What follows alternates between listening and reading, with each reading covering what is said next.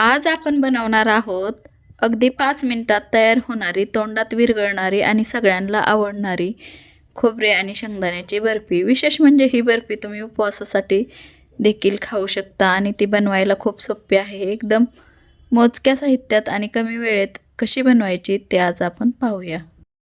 नमस्कार, सविताज किचनमध्ये सर्वांचे मनापासून खूप खूप स्वागत. आता आपण बर्फीसाठी कोणते कोणते साहित्य लागतात ते पाहूया. आपल्याकडे जे अवेलेबल असेल तेच आपण वापरून पाहूया. तर इथं मी आत्ता 1 वाटी शेंगदाणे घेतले आहेत, भाजून घेतले आहेत, साल काढून घेतली आहे हे शेंगदाण्यांची आणि थोडंसं जाडसर आपण ह्याला मिक्सरमधनं काढून घेऊया. आणि खोबऱ्याचं पाठीची साल सगळी काढून टाकली आहे ब्राऊन कलरची आणि हे पांढरं असं खोबरं मी खिसून घेतलं आहे. ह्याच्या जागेवर तुम्ही डेसिकेटेड कोकोनट वापरला तरी चालेल, पण ह्या खोबऱ्याची बर्फी खूपच छान लागते. तर शेंगदाणे आपण जाडसर असं एकदा मिक्सरला भरडून घेऊया प्लस मोडवर. तर ह्या पद्धतीने शेंगदाण्याचा आपण जाडसर असा कूट बनवून घेतला आहे. तर पुढची प्रोसेस करूया आपण. एका मिक्सरच्या भांड्यात काजू आणि बदाम मी 50 ग्रॅम असे भिजवले आहेत. तर तुम्ही न भिजवता सुद्धा टाकू शकता.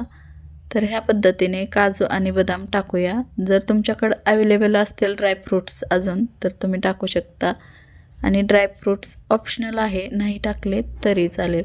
पण कंडेन्स मिल्क जसं असतं तसं आपल्याला हे करून घ्यायचं आहे. 1 वाटी असं मखाना टाकला आहे आणि आता 2 वाटी असं आपल्याला दूध घ्यायचं आहे. साईसकट दूध घेतलं आहे. तुम्ही दुधाच्या ऐवजी पाणी घेतलं तरी चालेल. तर इथं 1/4 कप अशी मी साखर घेतली आहे. तर हे चांगलं आपल्याला बारीक अशी पेस्ट बनवून घ्यायची आहे. हे दूध आपल्याला असं घट्टसर असं तयार झालं आहे म्हणजे आपली बर्फीसुद्धा छान अशी तयार होते. मावा न टाकता माव्यासारखी अशी टेस्ट येते. तर कढईमध्ये मी 1 चमचा तूप टाकलं आहे. तूप गरम करून आपल्याला आता हे खोबरं थोडंसं परतून घेऊया 1 ते 2 मिनटासाठी बारीक आचेवर. ह्याचा कलर नाही बदलू द्यायचा. तर अशा पद्धतीने आपल्याला 1 ते 2 मिनटासाठी खोबरे थोडं मंद आचेवर भाजून घ्यायचं आहे.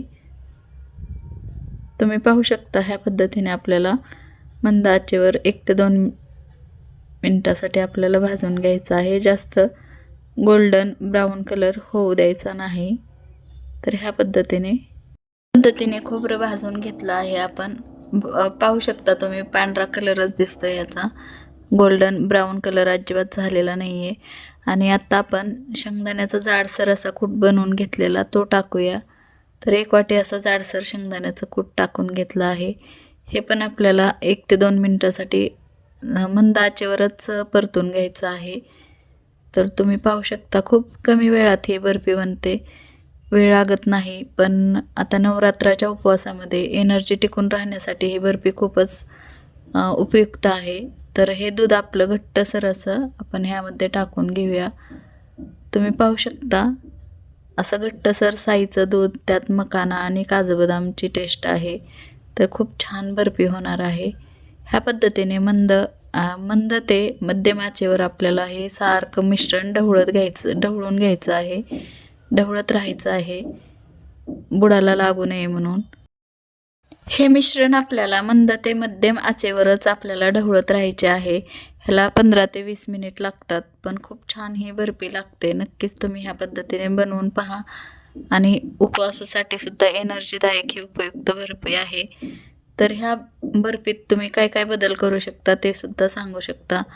तर असं घट्टसर असं आपलं हे मिश्रण तयार झालं आहे. तुम्ही बघू शकता कढईला सोडत आहे. हातावर गोळा घेतला तर गोळासुद्धा तयार होत आहे. तर ह्या पद्धतीने आपली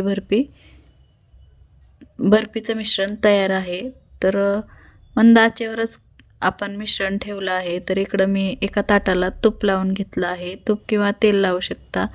आणि आता गॅस बंद करून आपल्याला हे मिश्रण ताटामध्ये टाकून घ्यायचं आहे. गरम गरमच असताना थापून घ्यायचं आहे म्हणजे वड्या चांगल्या पडतात. आणि खूप मऊ आणि तोंडात टाकताच विरघळणारी ही बर्फी आहे आणि स्वादिष्टसुद्धा आहे. नक्कीच बनवून पहा. उपवासासाठी किंवा एरवीसुद्धा ही बर्फी खूपच आरोग्यदायी आहे.